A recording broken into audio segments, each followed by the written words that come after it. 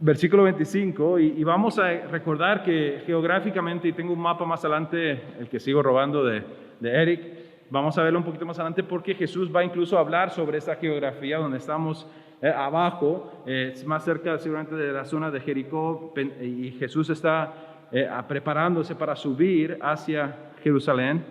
Y entonces estamos teniendo esa conversación y llega un experto de la ley religiosa. Va a ser alguien que sería como un escriba, como una persona que estudiaba continuamente la ley. Eran las personas que ayudaban a explicar y que tenían y pasaban sus días pensando en esas cosas, debatiendo a veces, intentando resolver qué es lo que quería decir Dios en este pasaje, qué es lo que tiene para nosotros. Algo como un predicador hasta cierto punto, ¿no? Entonces, este hombre, dice cierto día, un experto de la ley religiosa, se levantó para probar a Jesús con la siguiente pregunta. Simplemente voy a anotar, es interesante porque dice que se levantó, cuestión que culturalmente no es un problema, era algo normal, pero uno de los comentaristas que leía decía, quizás mejor hubiera hecho esta pregunta sentado, porque lo que Jesús está a punto de decirle era para estar sentado, ¿no?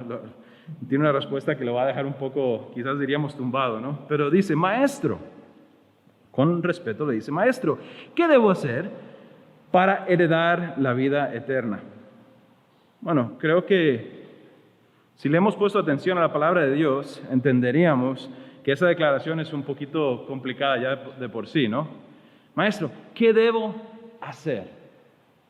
Él tiene un pensamiento que obviamente está inclinado hacia las obras, hacia qué es lo que Él va a hacer. Y que sabríamos que es contrario a la realidad de que la salvación es algo que es por gracia, no es un regalo de Dios, es algo que Él hace para nosotros. Pero dice, maestro, ¿qué debería hacer para heredar la vida eterna? Bueno, Jesús le va a decir, ok, hablemos de eso. Jesús contestó, ¿qué dice la ley de Moisés? ¿Cómo lo interpretas? Y pensando, ¿quién es este hombre? Es una pregunta normal. Esto es una conversación entre dos rabinos, ¿no? Sobre dos maestros de la ley, sobre ¿qué piensa usted? Ahora, eso es el método muchas veces de Jesús, ¿no? De devolver la pregunta con la pregunta. Y Él dice, cuando lees a Moisés, cuando interpretas la ley, ¿qué dice? Bueno, versículo 27, Él dice, el hombre contestó, ama al Señor tu Dios con todo tu corazón, con toda tu alma y con toda tu fuerza y con toda tu mente. Y ama a tu prójimo como a ti mismo. Dos aspectos que debía de enfocarse, dice él. Necesitamos amar al Señor, a Dios, a Yahweh, con todo nuestro corazón, con toda nuestra alma, con toda nuestra fuerza y con toda nuestra mente. O sea, con todo nuestro ser. Tenemos que adorar a Dios, amarlo, servirlo. Y también amar a tu prójimo como a ti mismo. ¿Ok? Y hemos hablado sobre estas dos declaraciones y a veces hablamos de ellas como la ley de Cristo, porque Él también habló de estas realidades. Pero antes de que Cristo hablara de estas realidades, esto ya existía. Podríamos hablar de que, bueno, suena como agarrar los primeros mandamientos que hablan de Dios y los últimos mandamientos y como comprimirlos. Pero esto ya existía, se llamaba el Shema.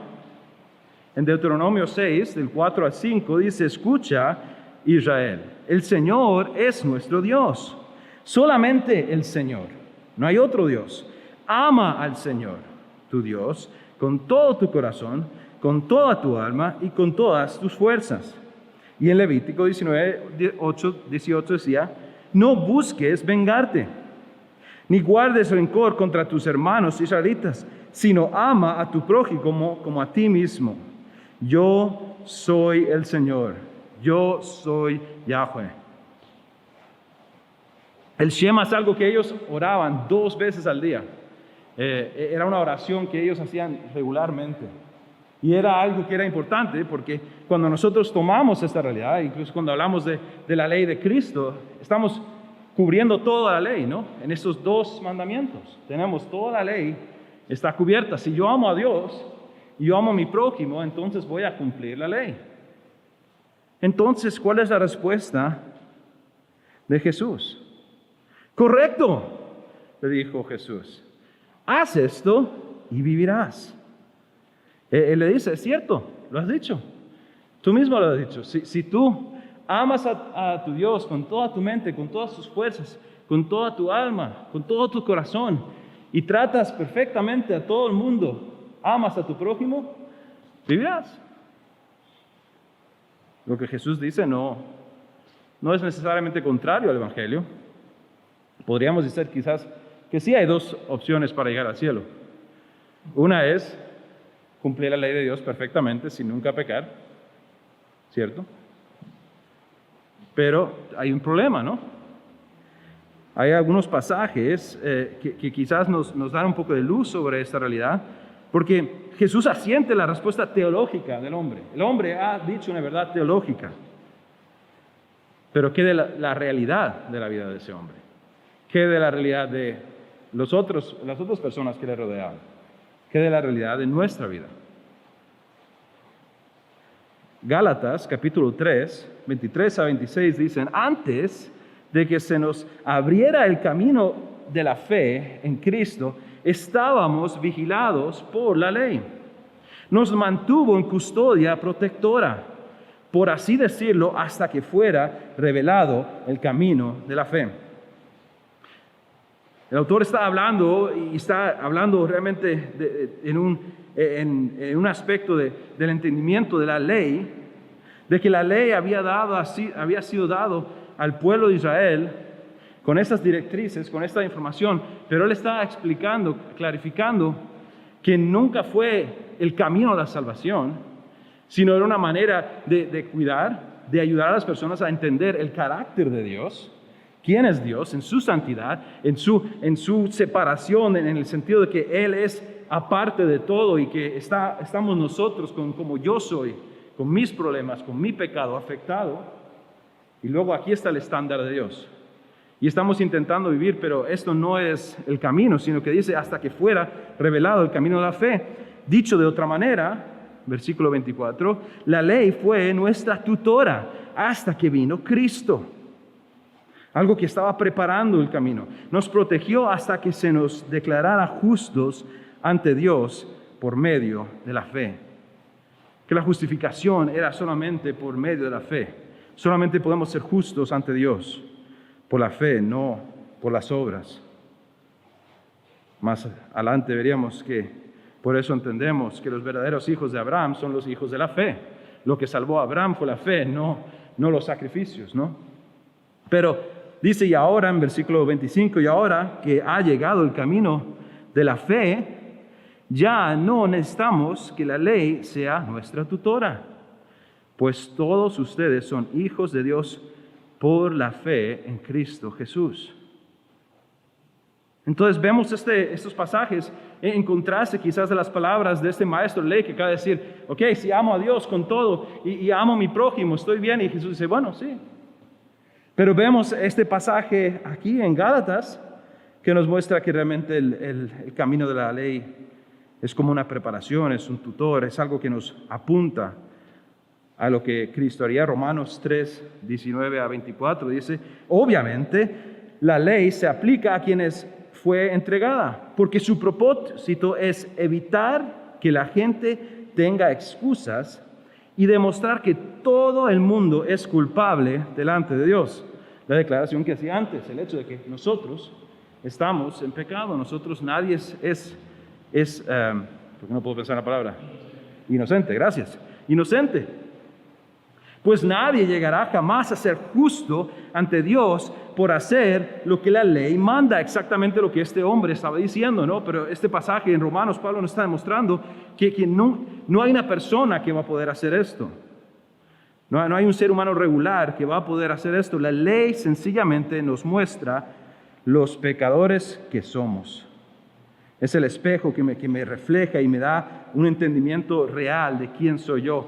Pero ahora, tal como se prometió tiempo atrás en los escritos de Moisés y por los profetas, Dios nos ha mostrado cómo podemos ser justos ante Él, sin cumplir con las exigencias de la ley. Este pasaje parece mostrar que hay otro camino, además de vivir una vida perfecta, y hacer todo exactamente bien, desde el día que nazco hasta el día que muero. Parece que hay otra opción, que realmente es la única opción. ¿Por qué? Yo no sé ustedes, pero yo he cometido errores. Versículo 22 dice, Dios nos hace justos a sus ojos cuando ponemos nuestra fe en Jesucristo. De ahí viene la justicia. De ahí viene que estemos ante un Dios perfecto, santo, puro, el cual no puede estar ante el pecado, y que podamos estar ante Él justificados. ¿Por qué? Justificados por la fe en Jesucristo. Y eso es verdad para todo el que cree, sea quien fuere. Pues todos hemos pecado. Nadie puede alcanzar la meta gloriosa establecida por Dios. La conversación que está teniendo con este hombre es sobre esa meta gloriosa establecida por Dios. Vas a amar a tu Dios con todo tu corazón, con toda tu mente, con toda tu alma, con todas tus fuerzas, y vas a tratar a tu prójimo como a ti mismo. Esa meta es inalcanzable. Todos hemos pecado y nadie puede alcanzar la meta gloriosa establecida por Dios. Sin embargo, gracias a Dios por el sin embargo, con una bondad que no merecemos, Dios nos declara justo por medio de Cristo Jesús, quien nos liberó del castigo de nuestros pecados. Entonces Jesús le dice, sí, al maestro, teológicamente has dicho algo verdadero, pero ¿qué hacemos con eso? ¿Qué hacemos con eso? Bueno, creo que en el momento en el que Jesús dice esas palabras de, ok, está bien, haz esto y vivirás. Este hombre sabe la verdad. Este hombre puede ser que sea ciego a Jesucristo, pero él entiende la realidad de quién es Él. Entonces empieza el proceso que creo que todos hemos hecho de intentar y empezamos a hacer algo para maquillarnos, ¿no? Para buscar una manera en la que podamos, que nos veamos mejor ante la situación en la que estamos, la realidad, intentar buscar excusas. Versículo 29 dice, el hombre quería justificar sus acciones. Entonces le preguntó Jesús, entonces él se da cuenta, él se para y él sabe que no puede cumplir eso. Él lo sabe porque él conoce su corazón. Y a peores, Jesús también conoce su corazón y está a punto de hablar hacia esta dirección del corazón de él. Entonces, intentando justificar sus acciones, él dice, pero ¿quién es mi prójimo? Le pregunta, como para hacer tropezar a Jesús. Y honestamente creo que quizás con lo que vamos a ver en el resto del mensaje sobre la historia del buen samaritano, este hombre no estaba listo. Por eso es que hubiera sido bueno que se sentara. Porque lo que él piensa que es su prójimo está a punto de explotar. Está a punto el estándar, y eso es lo que hace Jesús, ¿no? Jesús llega y dice, bueno, ustedes han oído esto.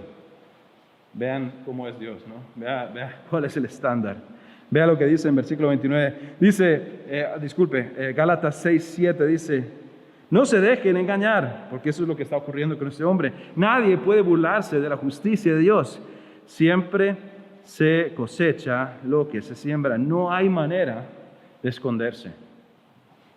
Ese pasaje nos enseña que no hay excusas. Yo no puedo fabricar una versión donde le explico a Dios que yo sí soy justo, aunque no soy justo. Que es lo que Él está intentando buscar y sabemos en la tradición religiosa en ese tiempo que habían manufacturado maneras de buscar opción A, B y C, ¿no? Un buen ejemplo que siempre me gusta es el hecho de que en el día de Shabbat no podían ir muy lejos de su casa. Entonces escribe que algunos tenían la costumbre de llevar cosas de su casa, y si la regla era 100 metros, pues cada 100 metros yo dejaba en la casa de Mauricio una vela de mi casa, y entonces podía ir otros 100 metros, y en la casa de Isa y de Norma les dejo ahí un pancillo o algo de mi casa o algo, entonces puedo ir 300 metros, ¿no? Buscando opciones como para ver cómo puedo buscar un camino para saltarme las reglas de Dios. Pero Dios no puede ser burlado. Él sabe el corazón de nosotros, Él nos conoce y Él es el que hizo las reglas. Y las reglas son irrompibles. Y la justicia de Dios es temible y perfecta. Y nadie puede pararse ante la ira de Dios. Y el problema es que nadie puede pararse ante la ira de Dios. Cualquiera de nosotros aparece ante Dios, solo con nosotros, solo queda destrucción. Solo queda condenación.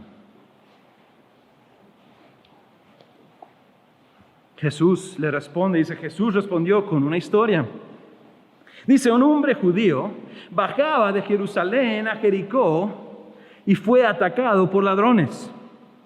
Le quitaron la ropa, le pegaron y le dejaron medio muerto al costado del camino.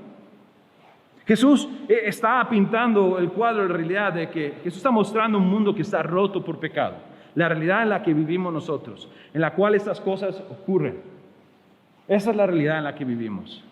Él está quizás, podríamos decir, bajando a este hombre de las nubes, de este mundo en el que está viviendo, en el que él está intentando proyectar la idea de que podría vivir una vida justa como humano. Y Jesús está diciendo, suave, vean, esto es la realidad. Hablé de la geografía, aquí está el gráfico. Si recuerdan, hemos estado viendo que estaban abajo en la zona como de Jericó y Jesús va a subir hacia Jerusalén. Vemos ahí la foto que enseña ¿cuánto es la diferencia de altura? Se me olvida, es como Orotina y San José. Ok, de Orotina a San José. Mi carro, si se han subido mi carro, saben que no tiene mucha potencia subiendo las cuestas, yo voy como así. Pero es mejor que si yo lo hago. No, pero ellos van a subir. Bueno, este hombre lo está haciendo inversa. Este hombre estaba en Jerusalén y iba camino a Jericó, por lo menos por el camino de Jericó. Y en algún lugar de esos, las piedras lo asaltan y lo dejan tirado, medio muerto. Versículo 31. Jesús va a mostrar lo que es una religión vacía y sin amor. Versículo 31 dice, un sacerdote pasó por allá de casualidad. Y yo diría que seguramente este hombre quizás se llenó un poco como de orgullo, diciendo, ok, es alguien de los míos y seguramente este hombre va a ayudar a resolver, pero no en la historia de Jesús. Pero cuando vio al hombre en el suelo, cruzó al otro lado del camino y siguió de largo. Este hombre que es un sacerdote, un hombre que está llamado para representar a Dios, para hacer intercesión entre los hombres, entre Dios, ve esa necesidad verdadera y humana, ¿y qué hace? Lo evita completamente.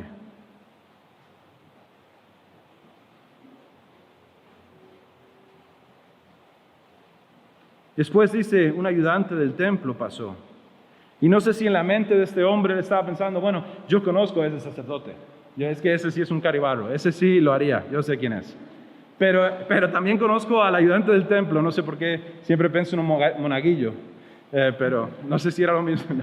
No es lo mismo, pero no sé por qué siempre oigo desde pequeño, cuando oigo eso pienso en un monaguillo, pero bueno, no lo es.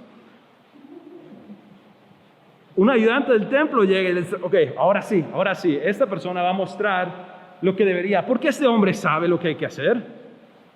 Un hermano judío está tirado en el suelo, necesitamos ayudarlo. Por lo menos chequear. Si usted está yendo por la calle y hay un accidente, usted simplemente pasa o va a ver qué está ocurriendo, a ver si puede asistir, a ver si puede llamar a la policía. Algo vamos a hacer, nosotros conocemos. Y no hay que ser cristiano para hacer eso. Las personas saben lo que deben hacer. Dice, un ayudante del templo pasó y lo vio ahí tirado, pero también siguió de largo por el otro lado.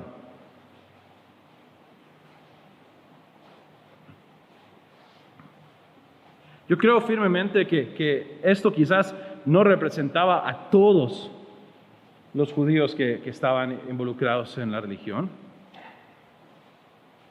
Pero también creo que Jesús no daría esa historia si no fuera porque este hombre sabía que era una realidad lo que estaba mostrando. Que había muchas personas que de boca adoraban a Dios y en sus actos adoraban a Dios, hasta el punto de poder pararse y hacer una pregunta como: Maestro, ¿qué puedo hacer para ganar el cielo? Como si eso fuera una pregunta válida. Como si cabiera una respuesta en la cual usted va a poder dar una respuesta positiva, además de la condenación, además de saber que se va a quedar corto. Pero aquí le están bajando unos cuantos renglones porque se está dando cuenta de que lo que Jesús, esta historia que está contando, aunque sea ficticia, no es irreal, sino representa algo que es una realidad en el espíritu religioso de ese momento. La fe a la que se había atado este hombre y la que estaban viviendo muchas de las personas que estaban rodeando a Jesús cada día, no era una fe en el Dios que salvaba, sino realmente era una fe en ellos mismos, en qué es lo que podían hacer, qué es lo que no podían hacer y cómo podían justificarse. Después le cambia el rol completamente. Hace algo que es lo último que esperaría este hombre.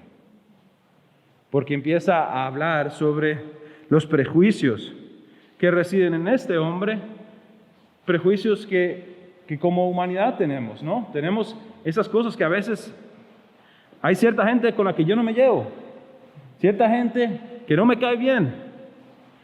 No tiene que ser simplemente porque son de otro país o porque son de otro lugar o porque puede ser simplemente porque no me gusta cómo me miró. Pero el hecho es aquí Jesús saca y agrega a un samaritano, y no voy a meterme en detalles porque hemos hablado ya sobre los samaritanos. Entendemos que para el judío un samaritano es lo peor que hay. Lo peor. Entonces pasó un samaritano despreciado. Jesús dice esto, no el hombre. No, un samaritano despreciado.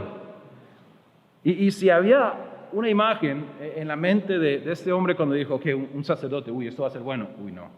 Y después dijo, ok, y aquí está el ayudante del templo, bueno, por lo menos él va a hacer lo que... no lo hizo. Cuando oye al samaritano, yo me imagino que este hombre cree que lo que va a hacer es rebuscar lo que le quede de plata y acabar de matarlo, ¿no? Y dejarlo tirado en su prejuicio. Pero dice, y cuando vio al hombre, sintió compasión por él.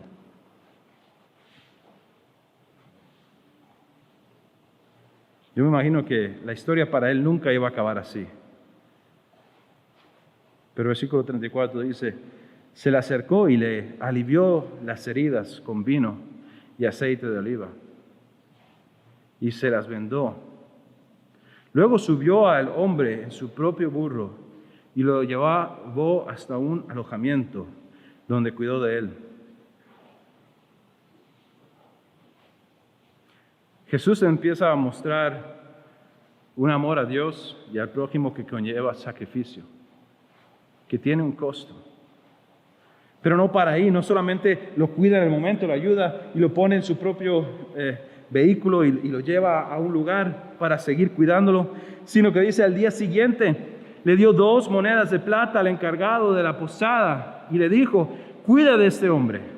Si los gastos superan esta cantidad, te pagaré la diferencia la próxima vez que pase por aquí. Dependiendo de la calidad de las estrellas que tenía la posada, esto podía ser varias semanas a un par de meses que pagó por él para que estuviera. Esto es un amor extravagante. Es cuidar más allá de lo que este hombre o el sacerdote o el ayudante, ninguno hubiera imaginado hacer esto. Y cuando pensamos en un amor a Dios y al prójimo que conlleva el sacrificio y empezamos a ver la muestra de ese samaritano, lo que él está haciendo, empezamos a ver una imagen de alguien que este hombre tiene enfrente. La única persona que realmente calza, y digo esto porque a veces somos buenos para intentar meternos y decir, ojalá yo sea el samaritano, ¿no? Porque por lo menos no soy judío, entonces no importa, ¿no? Pero yo creo que está mostrando a Cristo. Solamente Él tiene aun cuando es despreciado, está dispuesto a amar al que no lo ama, a salvar al que no lo quiere, a ir más allá.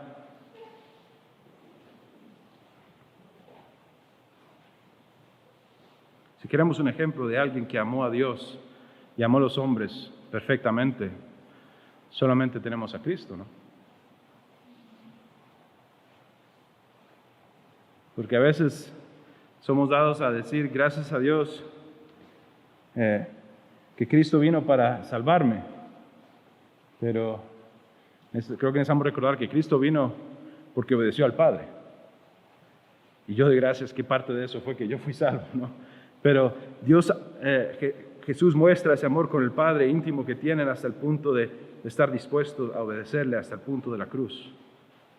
Y muestra su amor vez tras vez tras vez por las personas que lo rodean. Jesús, entonces, después de contar esta historia, le dice al hombre, dice, ahora bien, ¿cuál de los tres te parece que fue el prójimo del hombre atacado por los bandidos?, preguntó Jesús. Yo me imagino un poco de pausa en esa respuesta, porque el hombre sabe, pero qué difícil decir que alguien que desprecia un grupo de personas que no puede aguantar que él sea el bueno, ¿no? Pero el hombre contestó, bueno, ni siquiera encontró una manera de no decir el samaritano, sino él dice simplemente, el que mostró compasión. Que mostró compasión. Entonces Jesús dijo, así es. Ahora veías lo mismo. Y volvemos a esa realidad teológica. ¿El hombre puede hacer eso? No. El hombre no puede completar eso. Entonces, aunque en teoría pudiéramos decir, ok, un camino al cielo es desde el momento en que nacemos hasta el momento en el que morimos, nunca pecar, nunca fallar, amar a Dios perfectamente y al prójimo perfectamente. Y hubo una persona que hizo eso. Jesucristo hizo eso. Pero entendiendo claramente que eso no es una opción para mí, ni es una opción para ustedes, y no es una opción para este hombre, realmente solo le queda un camino. Y es el aceptar a un hombre despreciado como el salvador de su vida, como el Cordero que quita el pecado del mundo. Esta historia no lo cuenta, pero no pareciera que este hombre aceptó. Parece que tristemente quizás este hombre se fue con la duda. No lo sabemos. Pero la realidad es que para este hombre, al igual que para mí, al igual que para usted, realmente solo hay un camino. Para nuestra familia solo hay un camino. Para mi vecindario solo hay un camino. En Cedro solo hay un camino. Y es Jesucristo. Entonces la pregunta que nos queda es, ¿cómo vamos a elegir? ¿Qué camino vamos a elegir? Porque podemos intentar hacer lo que mucha gente hace, que es decir, yo puedo hacerlo. Mi humanidad me dice, yo puedo hacerlo. Mi humanidad me intenta informar de que yo soy bueno. ¿Por qué? Porque he visto gente mala y yo no soy ellos, ¿no? Y mi humanidad me dice que hay una chispa de Dios dentro de mí, que hay algo bueno, algo ahí que yo puedo, si solamente pudiera hacer unas cuantas cosas, entonces Dios que está dentro de mí se manifestaría y estaré bien un día de estos. Pero los pasajes que vimos nos muestran que no hay esperanza, eso no es una realidad bíblica, no es la verdad. El hecho es que yo nací condenado, sin esperanza. Y de ahí en adelante lo único que he hecho es jalarme más tortas. Y nunca podré hacer lo suficiente para ganarme yo la justificación ante los ojos de Dios, de llegar ante un Dios justo ante el juez y que diga, Jonathan, usted se ganó el cielo, usted lo hizo bien, y tampoco este hombre. Entonces me queda un camino. Mi propia justicia me lleva a la perdición. Lo único que queda es Jesús, el que es el camino, la verdad y la vida. Ojalá todos aquí hayan aceptado esa realidad. Y de así serlo, gloria a Dios. Mis amigos, mi familia, mis vecinos entienden que el camino de su propia justificación les lleva a la perdición. Tenemos una responsabilidad de compartir esa verdad con ellos. Vamos al Señor, oración. Padre Celestial, te damos gracias, Señor, te damos gracias por la cruz. Dios, eres un Dios grande, Dios omnipotente, Dios creador. No hay nada más poderoso que tu palabra, Señor. Cuando hablas, se crean las estrellas y el universo, Señor. En ti se encuentra toda justicia. Todo lo que es glorioso está en ti, todo lo que es santo está en ti, Señor. Y entendemos, Dios, hasta cierto punto, y desearíamos entender mejor la grandeza de quién tú eres y lo santo que tú eres y lo separado que estás, Señor, porque estás solo, Señor. No hay nadie que se acerque a ti, no hay nada que se pueda comparar a tu gloria.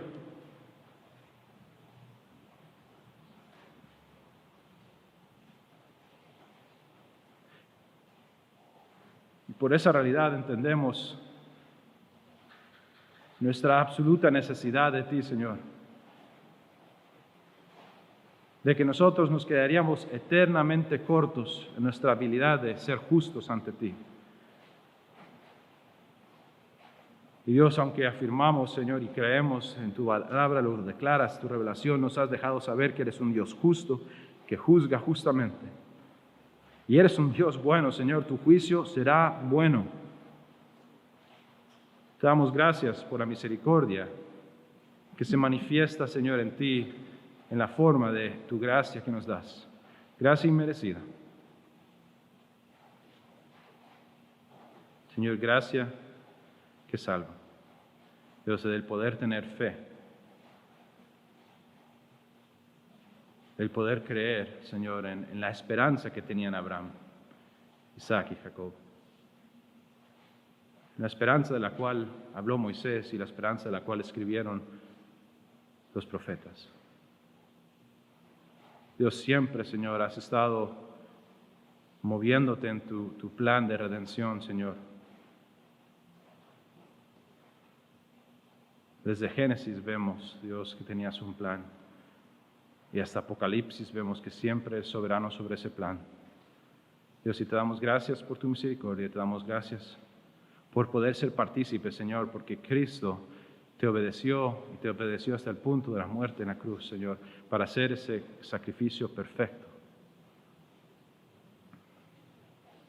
Dios, para que yo me pudiera poner como un abrigo, Señor, la justicia de Cristo y estar ante Dios.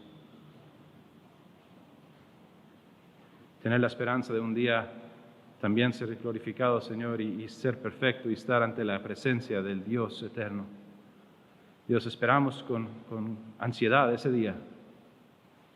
Pero mientras tanto, Dios, ayúdanos a vivir una vida que te honra, una vida que te glorifica y una vida que es una luz, Señor. Señor, que estemos listos para dar una razón de nuestra fe y que compartamos esta realidad, Señor, que hemos oído y tenemos el privilegio de oír vez tras vez tras vez, cuando hay personas que todavía no lo han oído. Señor, danos esas oportunidades y danos la fidelidad, Señor, y la valentía, Señor, y la determinación de ser obedientes en compartir esa realidad con esas personas que nos rodean, que necesitan oír esta verdad. Te pido, Señor, que trabajes a través de tu iglesia. Dios, bendice a Comunidad Gracia. Señor, los que están aquí, los que no han podido venir hoy, Señor, edifica a tu iglesia, Señor, sé fiel. Fortalécenos. Ayúdanos a ser testimonios de ti, Señor, a ver personas que no te conocen venir a ti, Señor. Úsanos. Te pido por nuestros hermanos, Señor, que sirven en Panamá, Dios, costarricenses que dejaron su hogar, su familia, Señor, para ir a compartir el Evangelio con otras personas. Dios, que nuestro corazón no se limite a lo que pasa en mi entorno, Señor, sino que entendamos que Dios estás trabajando en otros lugares, Señor, que podamos ayudar a hermanos en lugares como Tamarindo o Estelí y más allá, Señor, entendiendo que tú amaste, Señor, antes de que nosotros amáramos, y por eso es que nosotros podemos amar a otros. Dios, pon tu amor en nosotros, pon tu mente en nosotros, transforma nuestro corazón, transforma nuestra mente, cámbianos.